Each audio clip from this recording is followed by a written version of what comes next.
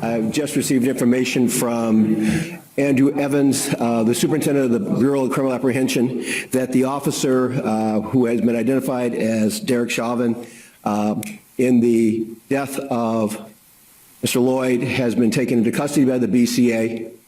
We will be giving out further information when we have it. At this point, we do not have any further information on charging decisions. That will be coming from the county attorney, but we did want to let you know that he is in custody. The BCA did make an arrest today.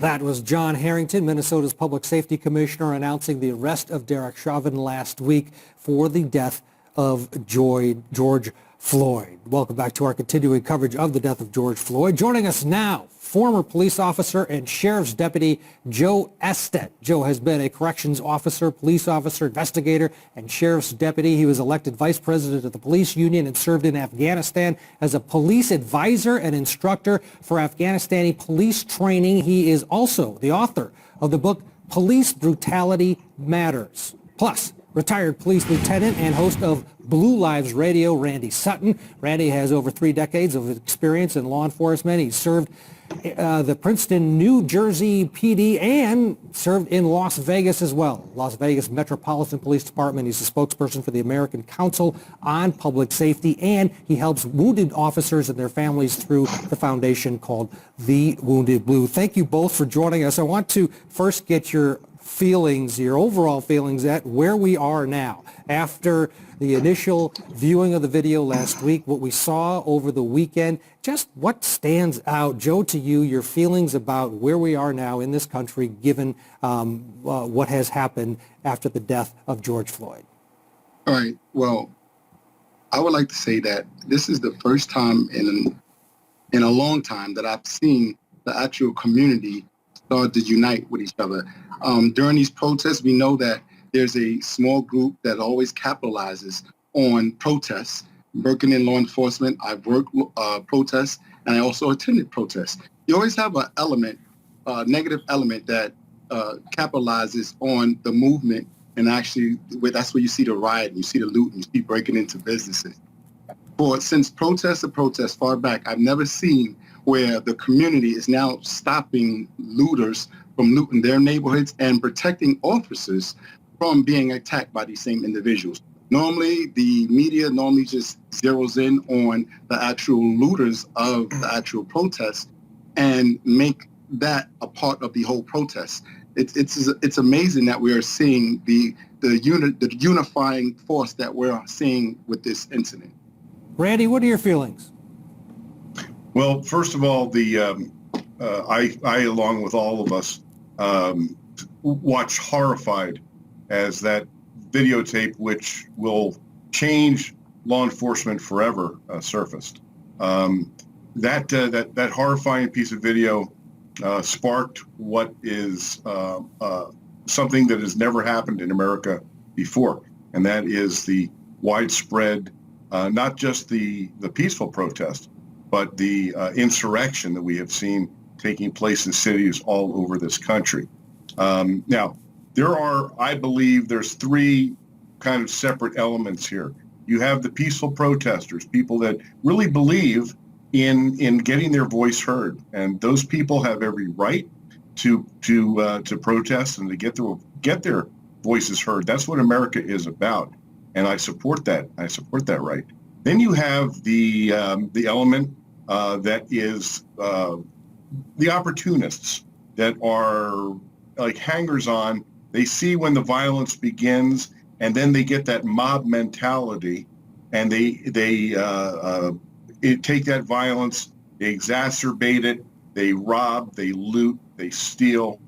And then there's the people pulling the strings behind the scenes, groups like Antifa, who are very much in evidence at many of these violent protests. So I think that's what we're seeing here.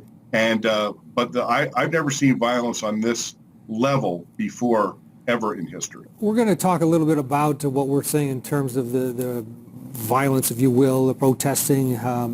I want to first direct our attention to the video of the actual incident and have you guys break it down and get your opinion on what was going on, not only with Chauvin, who had his knee on George Floyd, but the other officers. Take a listen and look. You may have seen this already, but let's do it again. And then I'm going to get your opinion, and we'll sort of break it down. A graphic warning, there is some graphic material here that is that we should warn you about, but take a listen and a look. My face is gone. I can't breathe, man. Please let me stand. Please, man, I can't breathe.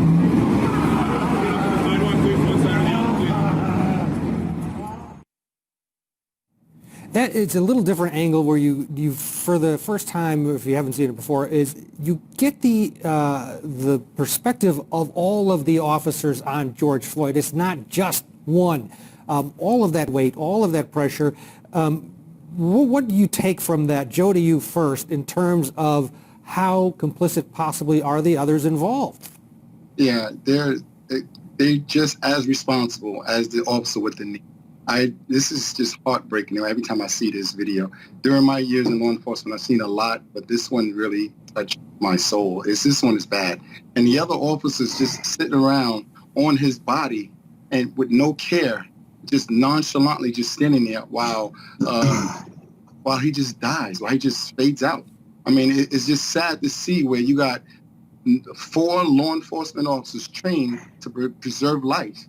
Just watch another officer go ahead and just take a life right in their presence. He's handcuffed. There's no need to even have officers on his body like that. More or less the improper tactics that the officer's using on his neck. And it's just sad to say. And I think these officers just made it very, very hard for law enforcement across the United States. You got a lot of good officers. I'm glad to see officers are coming out. They're just condemning these officers' actions, and they're supporting the actual protest for justice when it comes down to George Floyd. Randy, what's the explanation for all of them on top of him? As Joe says, he's handcuffed. I can't give you an explanation. Now, I know that there was some resistance or some reported resistance, the way he twisted and turned and then fell to the ground. But see, here's the issue here. Is experienced police officers know that positional asphyxia is a very real issue. Now, the first autopsy did not show any damage to the neck or no breakage to the trachea, and so there's a little difference between the first autopsy and the second autopsy. But the reality is that when you put all that weight from those combined men, officers on that individual, he can't breathe, and that is what I find so disturbing. Is that any experienced cop knows that this is not the proper procedure. I mean, if you have a combative person and you need to take immediate steps, once the handcuffs are on the individual, it's game over unless they continue to kick or really pose some type of threat. But to watch this, it's shocking. It really, truly is. And because it's the combined weight. Now, this is from the latest autopsy, that there was asphyxia as the cause of death. That's not necessarily simply from the one officer on the neck. I believe it's from the combined weight of all those officers, which means that all are equally at fault here. One thing that we did see is some video that we just got in over the weekend of what it looks like a struggle in the back seat of the police vehicle. Take a look at that. You could see that there does seem to be some either resistance on his end, and we do understand that inside that vehicle is George Floyd, or there is some sort of, there's an altercation going on. When you're in this situation where this is getting out of hand, something's going, we don't know what's going on in that car, but you two could provide some insight. When you look at that, what do you think is going on when there's a struggle? The guy's in the back of the car, he's handcuffed. What could be going on there? What do you think is going on there? And how did that escalate this situation? Well, when you even have somebody in handcuffs, they can still be a threat. I mean, believe me, there's plenty of danger still with a combative suspect simply because they're in handcuffs.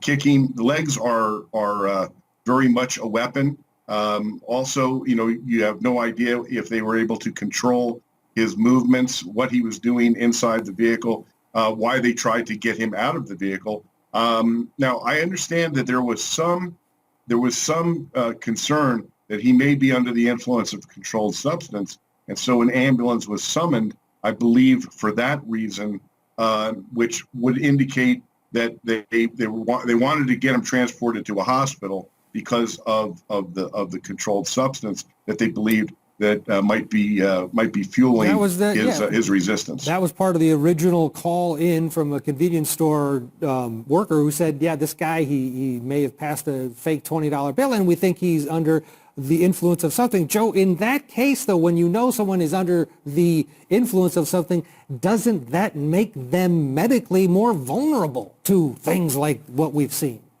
Yeah, and I mean, he gave a one scenario where it could be possible, but subject in handcuffs, the handcuffs minimizes the threat. We're talking about life here. And if he is kicking and screaming like we've all had people in the back kicking and screaming, there's no threat to the officer. There might be a threat to the vehicle. Now, I've seen officers get upset and pissed off if somebody's in the back trying to kick out their window, trying to kick out their door, and they go inside or they try to manipulate the subject's body to put him in a position where he won't be able to kick the door in. But all because, people say he's in handcuffs, he's still a threat. In this scenario, inside the backseat of a car, George is not a threat to any of the officers. The officers look like they're inside the vehicle trying to move him around. We don't know what was going on inside the vehicle. But to say that he was a threat to the officers while the officers outside the vehicle, it's wrong. I mean, I've seen officers that had to pull off because the subject was trying to kick out a window. You might have to bring the subject out of the car. You have leg restraints that we had to put on subjects.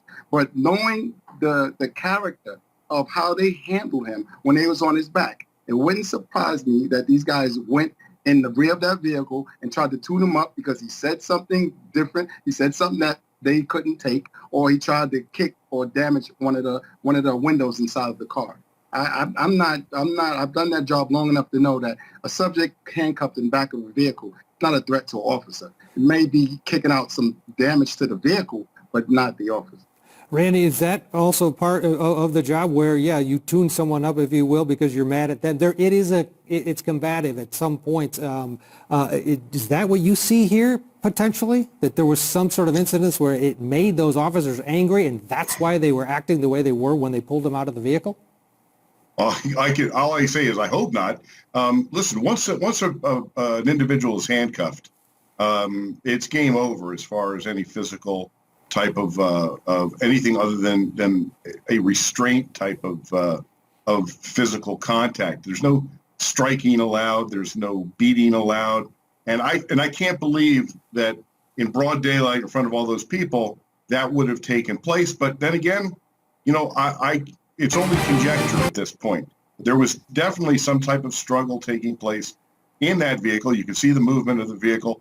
They were, I think, trying to remove him from it, and whether that was because they were, he was damaging the vehicle, or they were going to get him out to wait for the ambulance. I don't know. And this is what's going to, the investigation really needs to be completed in order to answer these questions.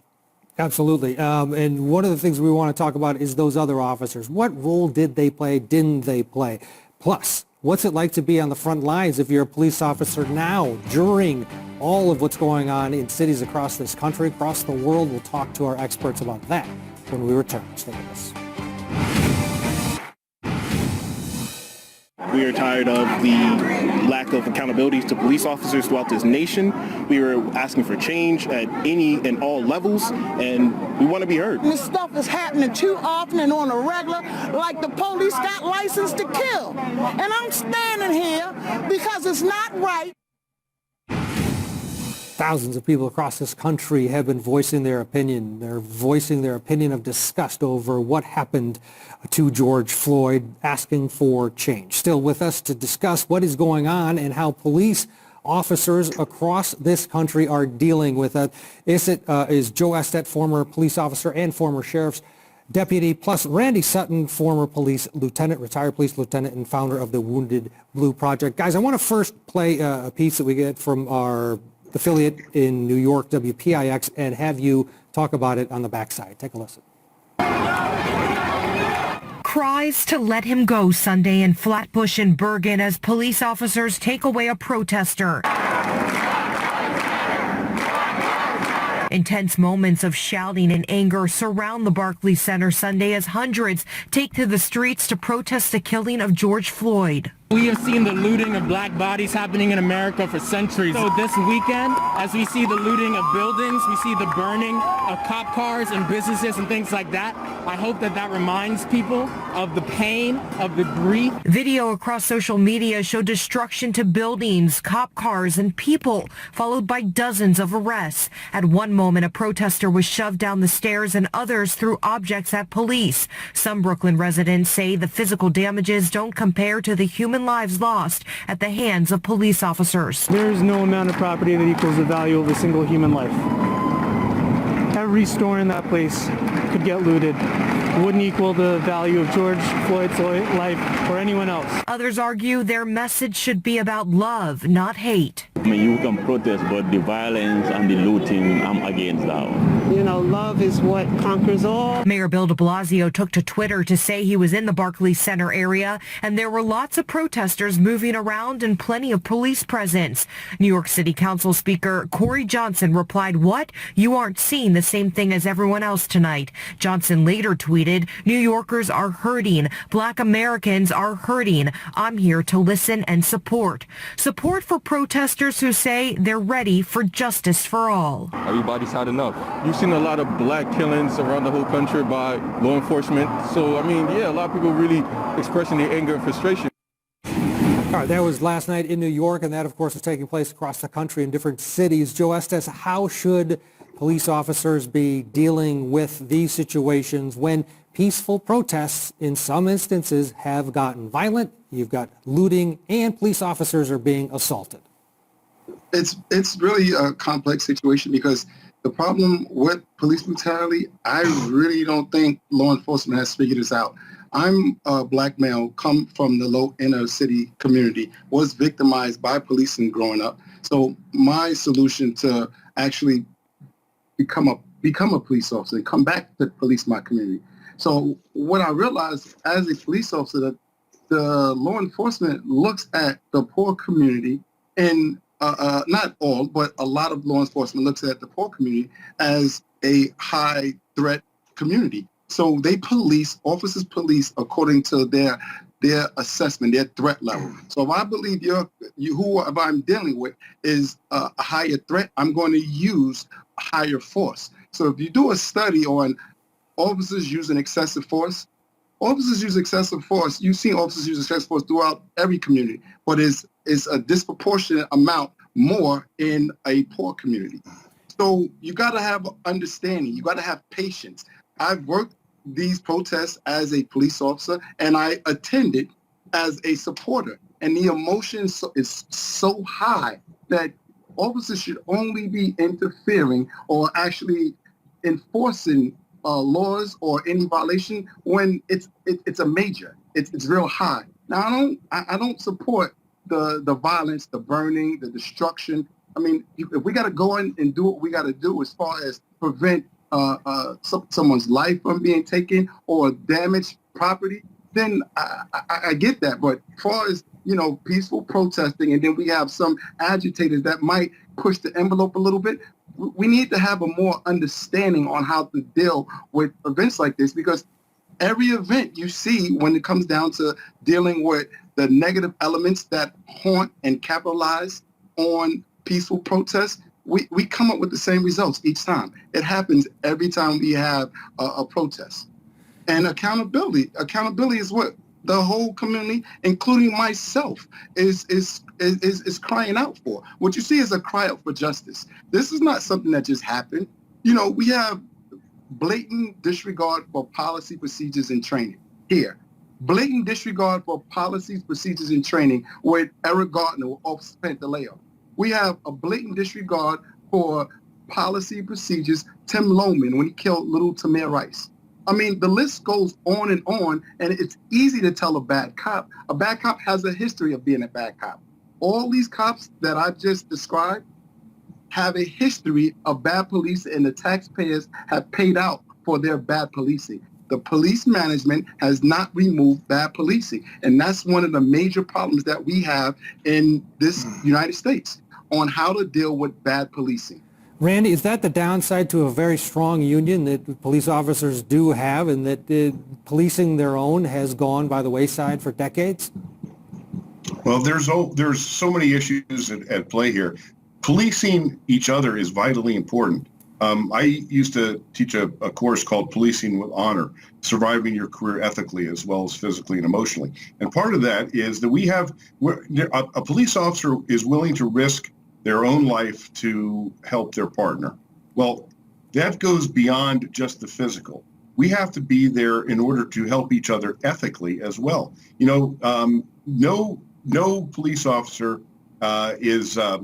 every police officer is human. And so they have the human frailties that all of us do. We try to take those issues and put them aside when you put on the badge. But the reality is that we're still human. People lose their temper. People make mistakes, make misjudgments. It's up to law enforcement partners to, when they see someone crossing the line, to stop them, to say, hey, you're out of line here, okay? Chill out. Let me take over this investigation or arrest, whatever. But that's vitally necessary to police ourselves. And sometimes that happens, sometimes that doesn't. But one thing that I can tell you right now from what is happening now all over this country, you haven't heard all the names of the officers who have been killed in the last week. In fact, that's been virtually ignored by the media. Officers being murdered in the streets, officers in front of the Oakland courthouse who were assassinated. So you haven't heard much of the media give that attention. And believe me, that is not lost on the American law enforcement officer. The stress level that is the physical stress level from the danger, from the emotional trauma. You know, I have an organization called the Wounded Blue, the National Assistance and Support Organization for Injured and Disabled Law Enforcement Officers. Well, guess what? The number of officers being injured right now, as we speak during this week, has been astronomical. Disabling injuries, bricks to the head, fire bombs being thrown at them. And quite honestly, most of the police response has been weak and by order of politicians. Now, you think it should be stronger? Absolutely. Protest is one thing. We not only should we encourage that, we should march alongside that. However, when you pick up a brick, when you pick up a bottle, when you pick up a Molotov cocktail, what isn't when you being loot, done? and when you shoot. When you say stronger, you mean more aggressive in terms of arrests? What does that mean, be stronger or weak stronger? Yes. Make arrests when it's necessary. What we saw, and now remember, the epicenter of all of this madness was Minneapolis. Minneapolis was the key, and that's where law enforcement lost it. And the reason why is because of political interference. When politicians like the mayor... when people are protesting and a few get out of hand, are you saying that they lost it there? And Joe, do you agree with it? Do you agree that... I'm not talking about a few get out of hand. I'm talking about the burning of a precinct. It's not the same thing. They lost control that first night. Is that your point? That's my point, exactly. And they didn't have to. They had enough people. In fact, the National Guard was staged, but the mayor wouldn't allow them to come in and help. Joe, do you agree with that, with Randy, that the police should be more aggressive to quell what we're seeing? No, sir. I don't agree. And this is one of the problems that I think we have in policing. You know, when you policing a community, a black community, and you don't understand the culture of the community, won't you try listening what the problems are of that community? Officers, right? And nothing against the lieutenant. He has a right to have his own viewpoint based on his experience. But me being a black male coming from that community and being excessively policed myself, then join the police department, you always have somebody coming in from law enforcement who don't understand it. Listen to what the cries are. If you ever hear somebody survive a heart attack, right? You say, okay, I didn't know they were sick. What was the problem? Why did they have a heart attack? Oh, it was high cholesterol, high potential. And then you start making life changes. I'm going to exercise more. I'm going to change my diet. America has been having this heart attack and doesn't care about fixing this problem. The first thing the lieutenant said, we need the police more. Why are we here now? Why are we here now? Because of police accountability. We start talking about police. We start talking about 4 officers who murdered George. And he deflects this conversation to talking about officers being hurt. Officers being hurt is not the topic here. You know, we're talking about accountability for bad policing. Bad policing. Well, I disagree with you. When are we going to address bad policing? When are we going to address bad policing? I mean, we can go back as far as back. I just named it. That wasn't the question. The question was, what are the police supposed to be doing now? The taxpayers, right, have paid over $1 billion in bad policing. $1 billion tax money for bad policing, like Officer Pantaleo, who already had numerous violations, and the city has paid out for them. Officer Loman, numerous violations. Now, I'm not talking about that. I'm talking about the looting and the rioting. But what we're talking about, right? Why are we here? We're here. We're protesting, right? Because of 4 highly trained law enforcement officers chose to disregard training. I know why we're here, but that wasn't the question. And murder. But it is all intertwined. It's all relevant. You want to get the National Guard, right? And just hurt more people. That's what it sounds like. Because the mayor of the city said, why we're talking about weighing out what property damage versus life. I'm not going to send. You got people at their highest emotions in the beginning. So it's okay to allow them to burn and loot. None of it is okay. It's not okay to burn and loot. It's not okay for that's what the police are there for. Killed. The police are there to save lives. We're talking 2 different things. We're talking 2 different things. Once the looting and the burning and the rioting and the shooting starts, it's not just the law enforcement, it's the citizens who are at risk, who are getting in the crossfire. It's up to law enforcement to stop that. That's what law enforcement is there for. Yeah, and you see how they're stopping it? Innocent people are getting hurt. The police car, NYPD just ran through a bunch of citizens in the street. Is that how we stop it? Is that your solution? We just get in police cars and we just drive through a group of protesters. Is that? Look at this picture right here. Lieutenant, quarterback this and tell me what's the problem. Tell me how do we fix this? Do we just back up? How do we fix what? Do we back up or where we just came from, or we just mow down a bunch of innocent people? Look, innocent people that's expressing, right, this satisfaction in our job and what we do. We just bowl them down, or do we back up? Do we start trying to have a dialogue? Do we start reaching out to the community most effectively? Where are you going to have a dialogue when your car is being trashed? You're just going to get out of your car and have a dialogue there? That's why you pull out. That's why you back up. Okay, but that's not the place to have a dialogue. I'm going to just run people down? I'm not saying that's the place. But you put yourself in a situation, but why do you got to keep going forward? Back up. You had a whole path. You drove in, just back up. That's fine. I have no problem with that. Or you want to get away from the scene. That's the whole point, because you are in such a vulnerable position. The problem is that when I was trained in law enforcement, I was told by veteran officers, black veteran officers, you have to care about people, right, when they are unable to care about themselves. Here in law enforcement, we got away from that.